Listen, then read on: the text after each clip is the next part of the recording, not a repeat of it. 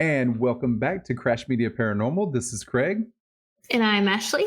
And tonight we're going to be talking about some questions we get as ghost hunters. And we start right now.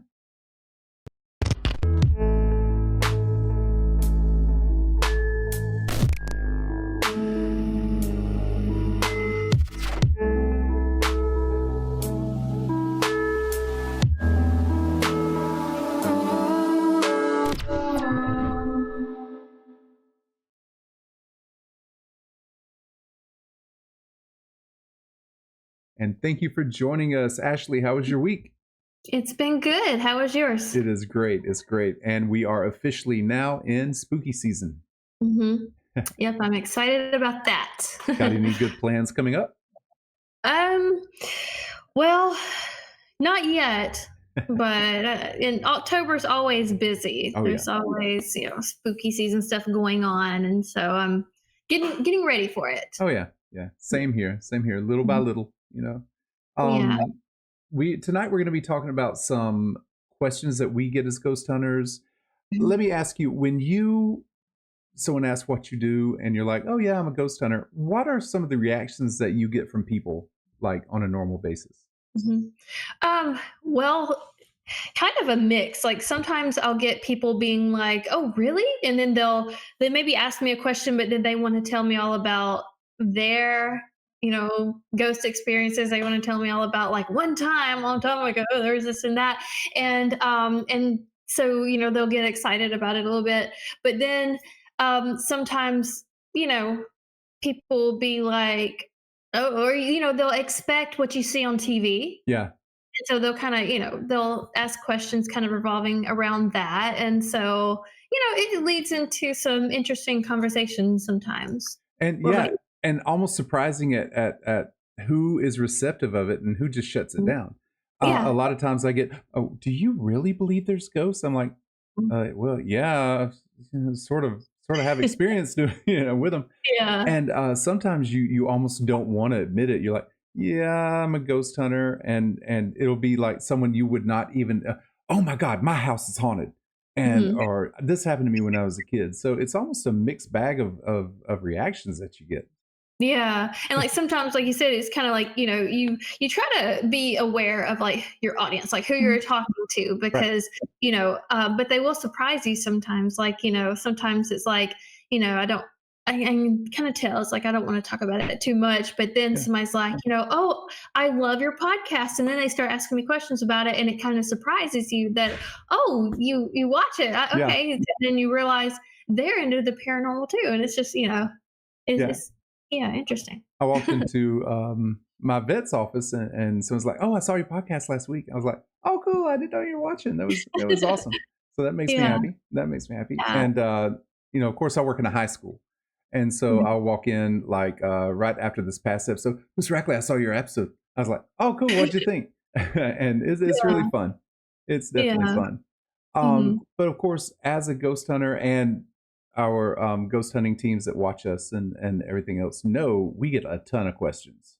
Mhm. So we have a few questions that we normally get as ghost hunters. We've done a couple of episodes about frequently asked questions of ghost hunters and all that. So this is sort of a continuation of that because there's so many that you can't Mhm. fit them all in one episode.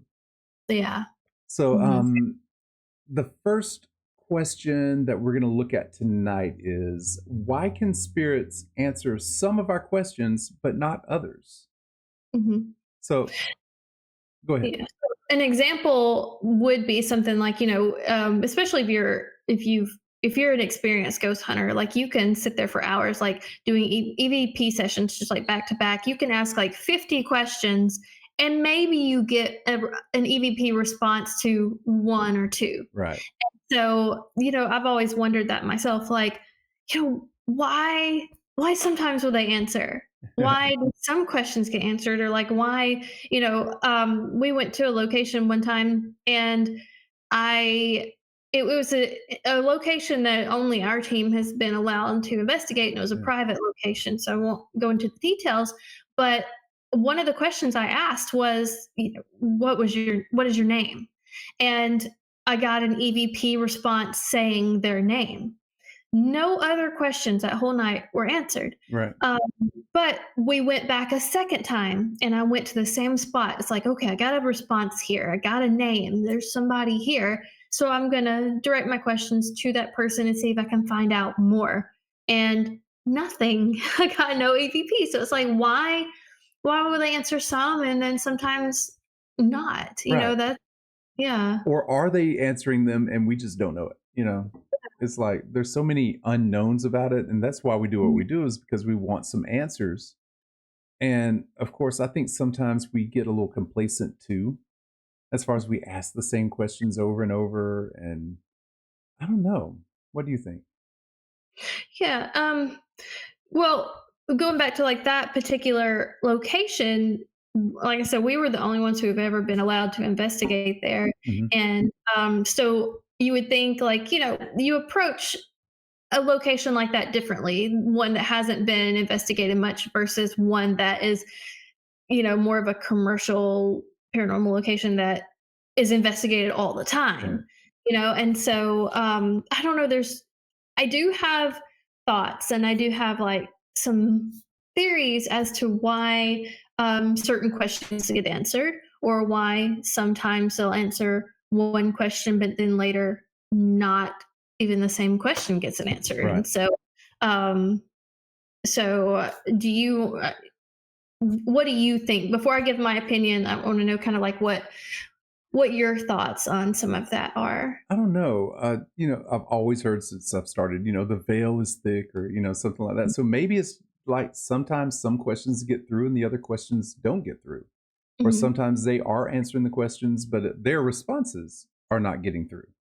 mhm, We've had people who run some of these places that it's almost like they constantly get responses because the spirits that are there may be more comfortable with them, may know them by name. And then you may come in as a new person. They're like, I don't want to talk to them. I have mhm. no idea. What do you think? Um, One of my theories is about the veil, Mhm. because there's certain time of the year. I think even kind of like it goes through cycles on a daily where it's thinner sometimes than others. Yeah. And I think if you hit that moment like just right, you can get a response, and then a few minutes later, it might be harder for them to respond. And sometimes it might be that they're wanting to, but they're not able to even come through. We've referred to the movie The Others a lot. Mhm. Right. And there's this kind of like that. Like there's moments of where even like, okay, so they I don't Nicole Kidman, I don't know her character's name, but she's like the mother, where she is the one who thought her house was being haunted, which, Spoilers. yeah. Well, the movie's been out so long, Exactly. hopefully people won't get mad at spoilers. But like, you know, um, the movie has a twist, but through the most of the movie, she thinks her house is being haunted. Mhm.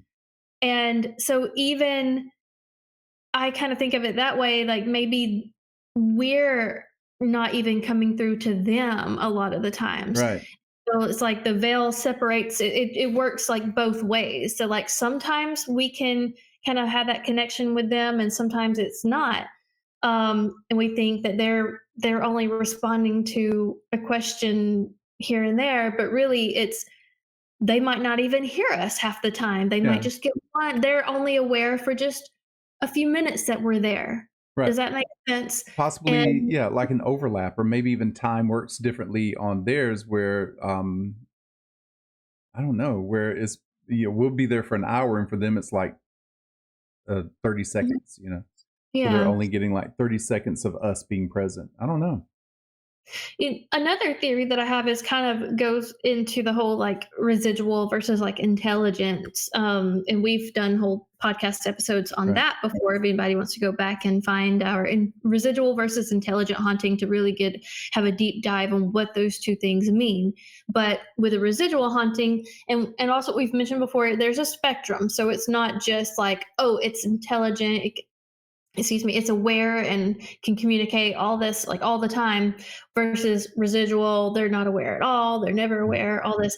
It's a spectrum. So I think it can kind of cross, both ways that sometimes, um, if something is leaning more towards residual, every once in a while they can respond. They might can respond to us, but they're not completely aware, and that kind of goes back to maybe the veil. Yeah. But they, and it could be that a place is haunted, and you can ask a lot of questions and maybe get a response, but it's a residual haunting, so they're not even really responding to you, but you might get like footsteps or a knock or Yeah. something, and then it's so I don't know. There's um Yeah, I was writing down some notes earlier, and that I think energy too. That's one that it takes a lot of energy, I think, for them to respond, Right. Yeah. Yeah. and it might take all their energy to respond once, and then Right. the rest of the night they're spent. Yeah, that's possible. Which could also sort of explain some of the times, like for example, old South Pittsburgh Hospital. I've been there Mhm. probably 7 times. You've been there three, I want to say two or three. Yeah, Yeah, two two or or three. three.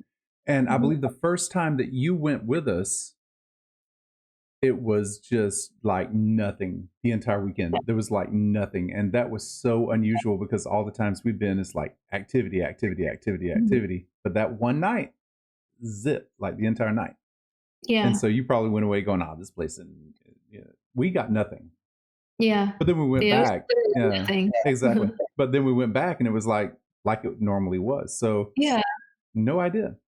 Yeah, No you can idea. hit it on certain nights Mhm. that, and I think the weather, the Yeah. atmosphere has a lot to do with it too, and that could also affect the amount of energy that they're able to use, and then also the veil of Mhm. its, how aware they are of us. But I think that the, certain charges in the atmosphere can kind of feed the activity. A lot of times, what we'll do on investigations is um, we'll log the all the environmental conditions, like Mhm. even the humidity of that day, the moon phase, and the temperature and um, dew point and all that. Like we'll log some of those, especially when we do like private locations and we Right. turn in like a report to the people. Mhm. I go in and fill out all of that information because I feel like if you really pay attention to those things, you can start to find patterns Yeah. and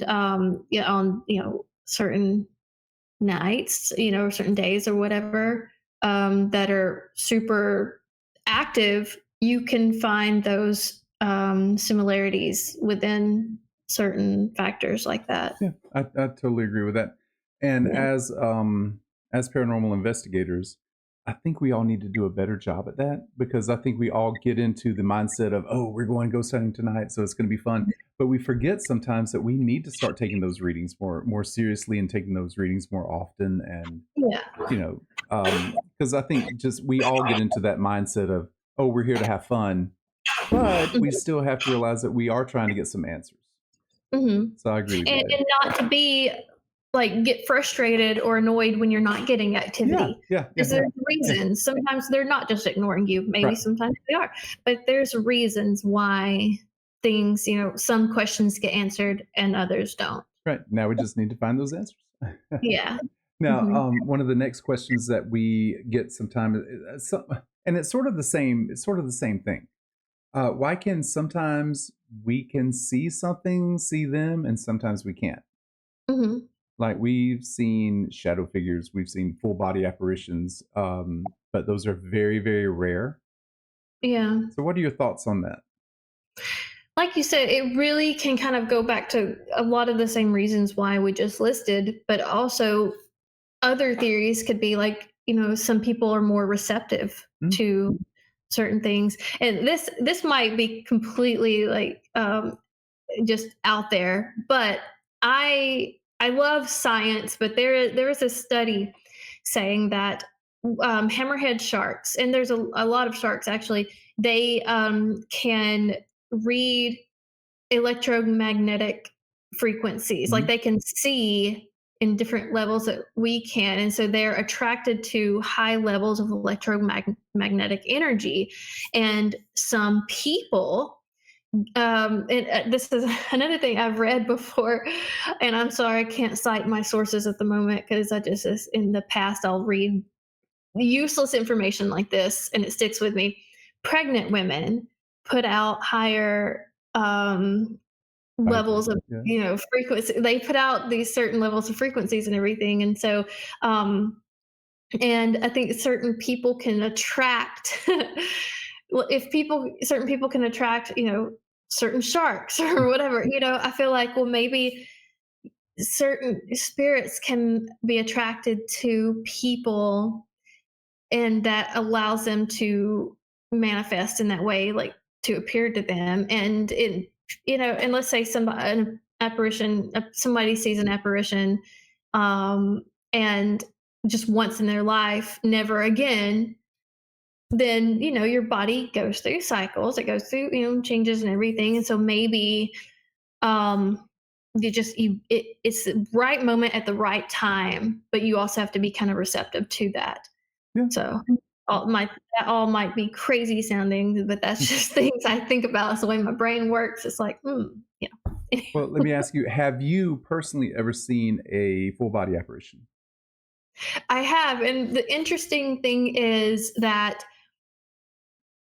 I was a kid. Mhm.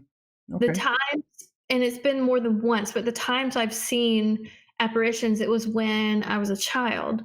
And now things would happen to me. Like when I was a kid, I would experience stuff. Now I was also living in a very active, like haunted house, Mhm. but now I have to go looking for things. But things would just happen. Like when I was a kid, I would just, get to experience things. But even all the places that I've been, um, as an adult, I've never gotten to see like a true, like solid, like not solid, and just kind of in a figurative sense, like a good apparition that I'm like, I just saw a ghost. Yeah. When I was a kid, there's a couple of different occasions where I did see an apparition. Hmm. My first one was Sloss Furnace, which Mhm. unfortunately you're not able to investigate there because it's like right in my backyard. Yeah. But we can't investigate there anymore. But we took a group, and I believe it was Chris Fleming that we took there, and along one of the side rails where they have a stationary train car, Mhm. a figure stepped out between the train car and the solid brick wall and just stood there, and then went back in. You could see a shoulder. Then he'd step back out, then he'd come back in. And we were with one of the tour guides and about maybe four other people. And he said, "Now this is the one that people see, but the second you start towards him, he's gone." So we Mhm. sat there. None of our cameras would reach that far. It's like we could not catch him. But as soon as Mhm. we started, he was gone. And Mhm. I can definitely say it was not a person. Mhm. There was something about it. It almost looked like someone in a white stocking bodysuit, Mhm. but we had people over on that, close to that area. We would have Mhm. noticed if there was a person walking around in a white body, stocking. Yeah. But that was the first one that I saw full body that could Yeah. not be denied, you know. Yeah. Um, but like I said, I don't think I am a very much of a clairvoyant or sensitive person. I think I'm actually the opposite. I think I'm a cooler. So Mhm. I've never really seen, other than that one time. I think that's the only time that I've really seen a full body apparition. Yeah. Well, except in my house and the corner of my Mhm. eyes, down the hallway. Yeah. I've seen something out of the corner of my eye too many times to count. Yeah. Um, but but that also leads into my next question. Mhm. Why is it believed that children are more in tune with spirits than adults? As a mom, you may have some insight on that. Yeah, it's weird because it's like I wish I had answers for that, and I wish I even had I have theories and opinions and everything on so many things, but that is one thing that I'm like, it baffles me Yeah. because it's like I experienced that myself. Like, I experienced so much as a kid, but in my adult life, I still experience things. And Right. sometimes like random things, like I wouldn't consider my house now like actively haunted or anything, but we have a few, every once in a while some experiences here. And also there's some history here with the house, but um, it's not on a regular basis or anything. And so, but when I was a kid, there's so much. I feel sometimes I'm like, I wish I could just write it all in a book, Yeah. but I'm like, why did I experience so many things as a kid, but now I don't, and I go searching for them, and where it's just like random or something. But my kids, they too have experienced things that, and my son, kind of the older he gets, like he has experienced several things even here at this Hmm. house, and the older he gets, he experiences less. And so I'm like, why is that? Yeah. It's strange. That's one thing that I just don't. Some people will say it's because kids are more receptive to things, and they don't, a lot. The older you get, you can kind of like rationalize things, and you're just almost like your brain automatically just kind of brushes things off. But I don't know. There's something about kids that I think, and animals too. They Oh yeah. can things more. So maybe it's just, I honestly just do not know. And maybe it's like brain chemistry, I have no idea. I do Yeah. think that when I was a kid, could I remember being at like my great grandmother's house and hearing like breathing coming from a trunk. And Mhm. it could have been someone snoring in the next room, but to me, it was coming from that trunk. And there was someone in that trunk, and they were like breathing really heavy. Mhm. And that's always stuck with me, my whole life. Mhm. But I don't know. That's a good. And again, if you're watching, please comment if you have any ideas, any suggestions, any your thoughts. We want to hear your thoughts. So Mhm. feel free to comment. Leave us a comment. Let us know what your feelings on these questions are. Mhm. My next question was, what about animals? And I know living in a house that I don't think it's actively haunted, but there is something in my hallway that I've seen many times. My dogs see them all the time. So Mhm. we'll be watching TV. I actually had to move my couch, which is well, a chair is behind us, the couch is on the other side of the room. But I've had to push it down a little bit so that Mhm. I don't actually see the hallway, because every night at the same time I would see like Mhm. movement in the hallway. The dogs would see it, and so now I've sort of moved us over a little bit down into the room, so I don't actually see that as much anymore. Yeah. But the dogs Mhm. notice it. I've seen the dogs look down the hallway and just start wagging their tails, and Mhm. it's bizarre, and Yeah. it's interesting. And I know you have pets too. So have Yeah. you ever noticed anything? Oh, yeah, I've definitely noticed. I mean, I've had pets all my life, Mhm. and I've definitely have noticed times before where they definitely sense something. But um, we one time went on a investigation. It was a private location. I don't think you were with us. I think this was like me, Jonathan, Laura, Casey, and Heather, Mhm.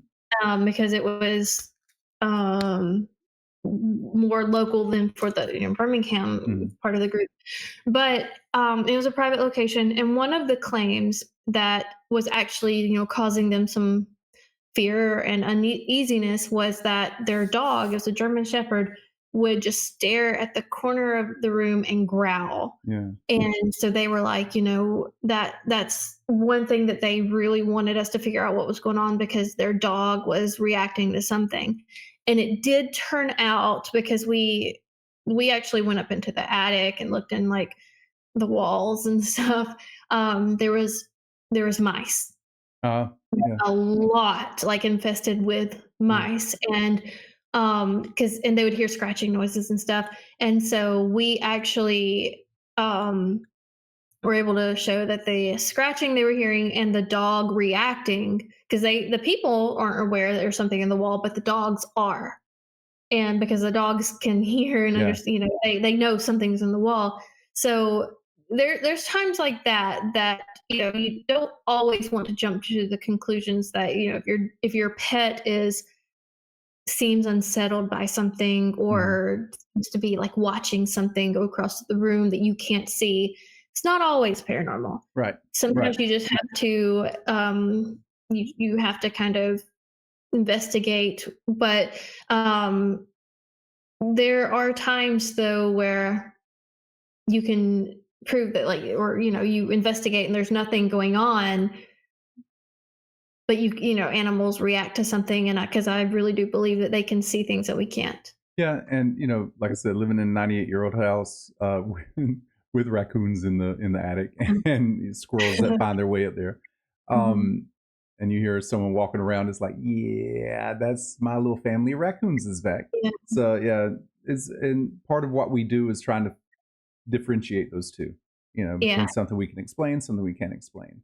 Yeah. Now, we also have some questions that we want to find the answers to.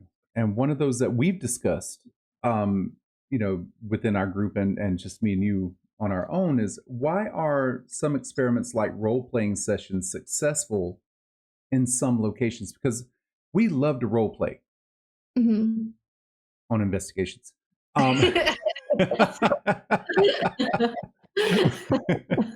That little hesitation there. Yeah. on Had investigations. to So clarify. let's clarify. Yeah. So we do like role play sessions because we've gotten a lot of good evidence from that. We've gotten some really Yeah. cool things. Mhm. When we started role playing, we didn't record them, and and we got some really shut up. We got some. Look at me. You're making me red. You're making me turn red. Uh, But before the cameras were rolling. Um, so we can't prove that we got the that we got the evidence that we got, but now we do record them, and we've still gotten some pretty cool stuff. So what do you think?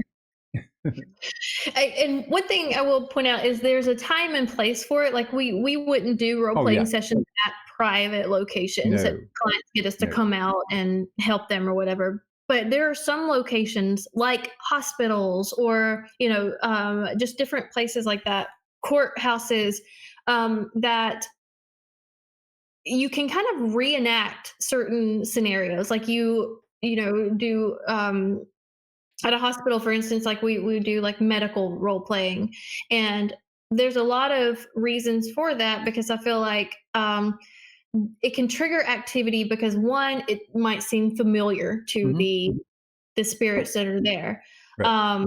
and it's so it's familiar to them. It also um, I know, especially I feel like that can really help draw in more of that residual stuff too. It's like, because sometimes like um you can do certain things and then the activity picks up like the rest of the night. Another reason is because sometimes it's just fun Yeah, and we yeah, end up laughing. right. I feel that laughter triggers activity. There's been several Absolutely. times we've been on investigations and we'll just start cutting up and like laughing, in our downtime or whatever. And every time we laugh, our equipment will start going off or we'll get responses. And it's like sometimes that laughter, maybe they're curious, maybe they want to come and see what all's going on here. But also I feel like just the energy that laughter puts out there, Mhm. I feel like can kind of feed them enough energy to start responding. Right. I think they're tired of, "Do you know that you're dead?" And Yeah. they want a little brevity, they want a little laughter. Yeah. But Um, it has worked several times yeah, for us, yeah. and, it might seem a little chaotic when we do role play sessions because Mhm. we end up being goofy and stuff, but it honestly has worked. Yeah, yeah, we've gotten, SLS results, we've gotten, like, a lot of things. One time at Old South Pittsburgh, again, we weren't filming, but, we had what looked like a nurse come out and start working on a patient, I would Mhm. give anything if we had had that on camera. But, so we've gotten and we've I do also I it's do sort of have that real. on camera. Do you? I do. Do It you? was it was when Steven was with us, Yeah. is that what you're talking Uh-huh. about? Yeah. It's just we weren't doing our episodes then, but I do have that footage. Okay, So we're one gonna. day I'll try to Oh, get that together some point because it'll require me to find it. I know I have it on a hard drive. oh well, that makes me And then happy. also, yeah, and then I will do that. I will find Okay. that for us. Well, that will be a Conversations with Crash podcast exclusive. So Hmm. definitely find that. I would love to see Yeah, that again. yeah, Um, but and talking about that, sort of, what do you think? Do you think role playing could also include like the music that we play? yes. The hospital sounds that we have recorded that we play. Mhm. So in a way, just some of those trigger sounds and trigger objects that we bring in can also be role playing because Mhm. we get some great activity. At Old South Pittsburgh Hospital, one of the clips that we included in the Old South Pittsburgh Hospital episode was the balloon experiment that we did probably about 7 years ago, where the Mhm. balloon does a complete revolution and then goes back, which is the only movement we had in like 48 hours of having the camera on that balloon. Mhm. We happen to have been playing sounds from an operating hospital. Mhm. So you can actually hear, Nurse Betty call 413, the sounds of the hospital in the background. So I think that's one of the reasons that we got what we got was the sounds, and we were gone. We were at like Golden Corral. We just left everything running, went and had dinner. Um, and so yeah, I think there's a big plus to doing role play Yeah. sessions and There music sessions and other things.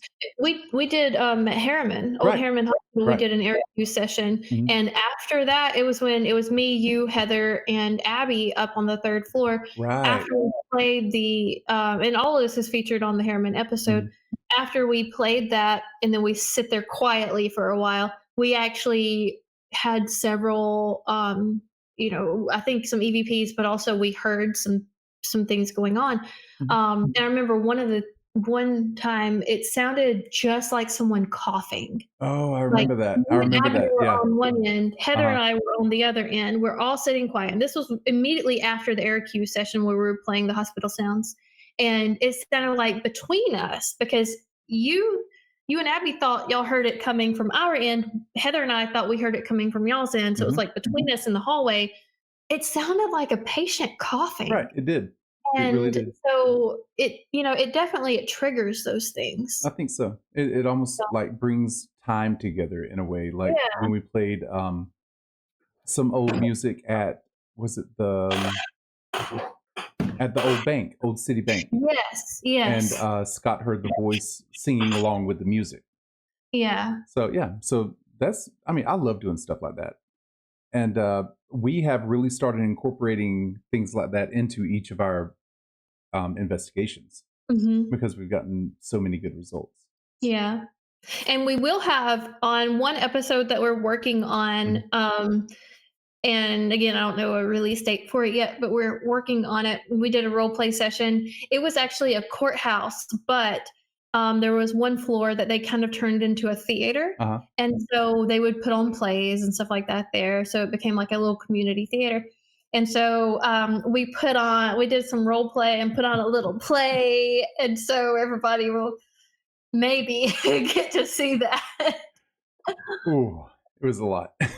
It was fun though. It That was was, it was. Role play sessions are always fun and allows you to be a little silly for just a Uh, bit. exactly, which we are known to do. I'm okay with Yeah. that. So if you, our audience members, if you have a question that you would like to ask us, if you are a ghost hunter, if you've been asked questions, or if you've always wanted to be a ghost hunter and want some information, let us know. Also, we're working on something, Ashley and myself, where if your group has an investigation coming up and you would like us to join you and feature that investigation on our episodes, not on podcast, but on a full length episode, Mhm. we would love to do that. So just hit us up, send us a message, get in touch with us. We would love to join you and feature your group.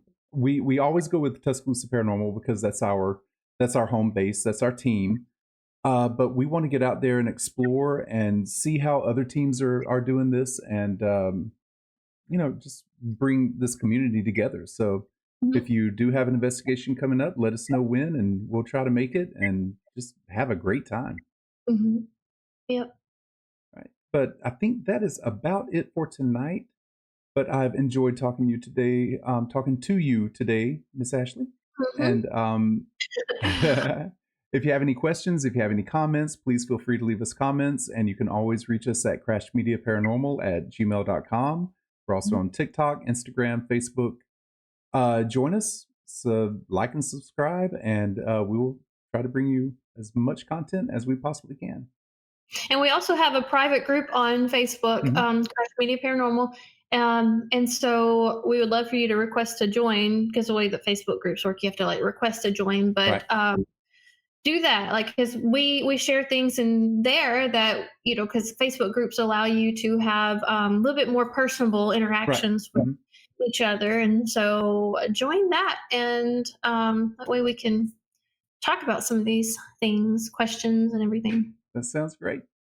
All right. So I hope everyone enjoys spooky season. We've got some Mhm. fun things coming up for the spooky season on the podcast. Mhm. So hit us up and we will talk to you soon. Ashley, you have a wonderful evening. You too. All right. See you all soon.